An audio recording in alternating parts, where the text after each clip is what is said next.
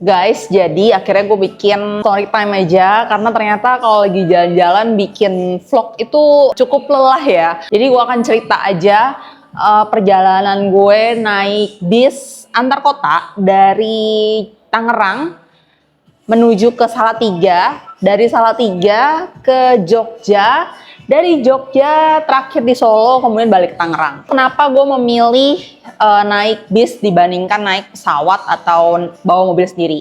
Pertama karena mobil gue cukup tua, jadi gue nggak berani jujur untuk jauh-jauh. Karena naik bus juga lebih santai, udah tinggal sampai aja. Dan gimana sih cara memilih yang oke untuk antar kota? Jadi setelah research banyak, gue menemukan beberapa bis yang oke. Itu pastinya ada City Trans, Juragan 99, sama Unicorn Indoren. Sebenarnya masih banyak lagi yang lain, cuman hati gue seraknya ketiga ini. Jadi pilihannya jatuh ketiga ini. Akhirnya gue memilih Unicorn Indoren untuk keberangkatan gue dari Terminal Polri sampai ke Salatiga. Nah itu harganya sendiri di 340.000 untuk kelas super eksekutif. Ini gue beli di aplikasinya. Total berdua jadi 680. Dan super eksekutif itu posisinya di bawah. Jadi kan si Indoren ini double decker. Karena reviewnya kalau duduk di atas itu gampang mabok. Jadi gue pilih di bawah. Kebetulan di bawah itu cuman ada 6 seat untuk super eksekutif dan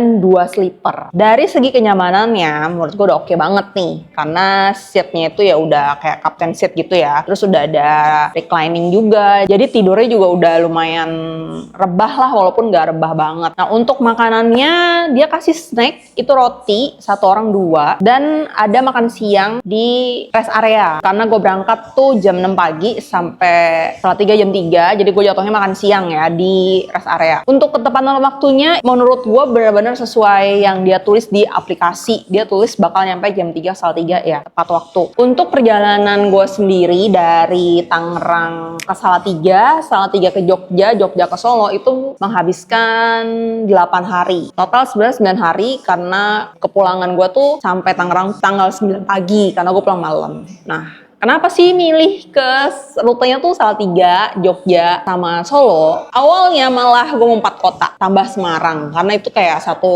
jalur gitu kan. Tapi akhirnya gue cuma ke 3 kota. Karena kalau tambah Semarang memang agak mepet waktunya. Dan gue gak mau terlalu sempit gitu. Jadi setelah gue puter-puter rutenya lebih baik yang mana, akhirnya putuskan Salatiga, Jogja, Solo. Karena dari Solo itu lebih gampang cari bisnya yang cocok di gue sampai ke Tangerang. Kenapa pilihan pertama Salatiga? Karena Salatiga itu ada teman lama yang mau gue temuin setelah 4 atau 5 tahun nggak pernah ketemu. Jadi sekalian lah pengen lihat Salatiga tuh kayak apa sih sebenarnya gitu kan, kayak nggak pernah kedengeran gitu namanya kan. Akhirnya diputuskan ke sana dulu, dan memang di sana cuma 2 hari 1 malam. Sampai di Salatiga itu kan jam 3 sore. Itu gue ke hotel dulu di Grand Wahid Salatiga. Kenapa sih pilih Grand Wahid Salatiga? Padahal sebenarnya ada yang lain.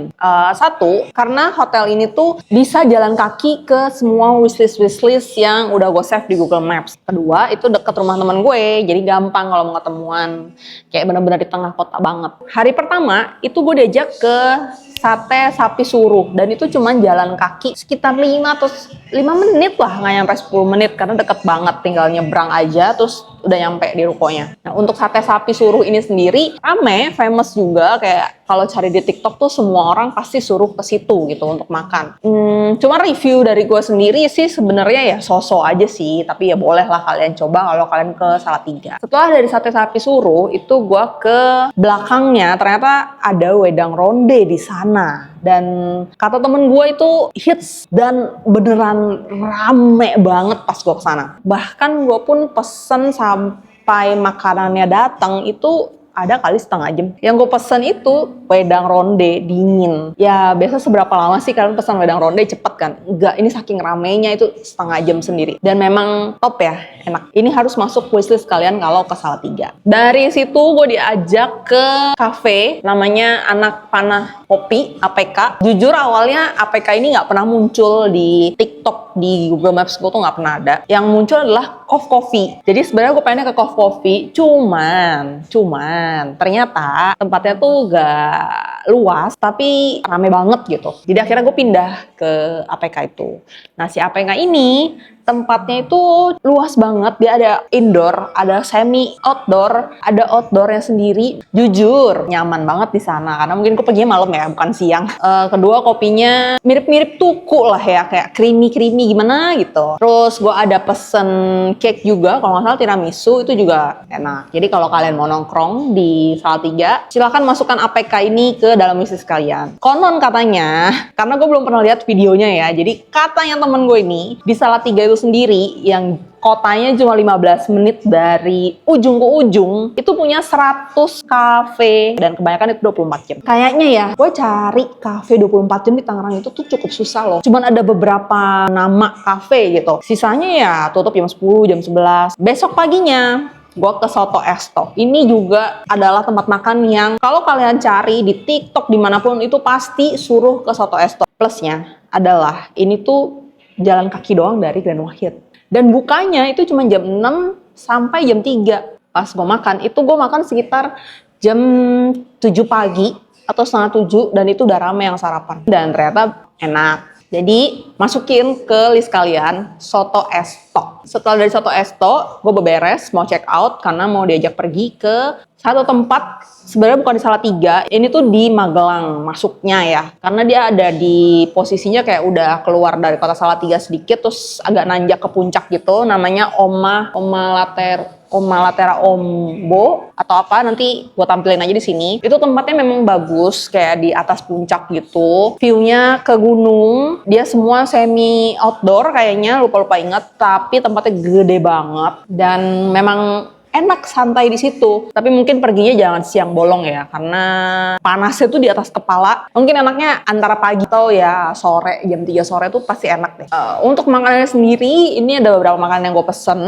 So far masih ramah di kantong ya untuk restoran sebesar itu. Cuman rasanya ya sosok aja, nggak yang sampai wow banget. Tapi menurut gue ya kalian beli view lah di situ. Karena memang view-nya sebagus itu. Nah dari sana, tadinya gue pikir gue mau mampir ke Coff Coffee karena masih penasaran ini Coff Coffee tuh kayak lagi hits banget gitu kan, rame, nggak jadi. Ya sudah, kita relakan Coff Coffee, kita lanjut jalan ke Daytrans karena mau ke Yogyakarta. Jadi semua perjalanan gue ini full naik bis atau shuttle. Nah yang kalian perlu notes, kalau kalian naik bis, akap lalu di tengah-tengah perjalanan kayak connecting antar kotanya itu naik shuttle, kalian tuh harus inget barang bawaan kalian beratnya berapa dan besarnya berapa. Jadi di awal pergian gue itu gue mau bawa koper gede 28 inch karena pas gue cek di bus pulang pergi gue tuh bisa masuk. Tapi ternyata gue baru ingat kalau kita tuh ada naik shuttle Daytrans, dan di Daytrans itu tidak boleh bawa koper besar.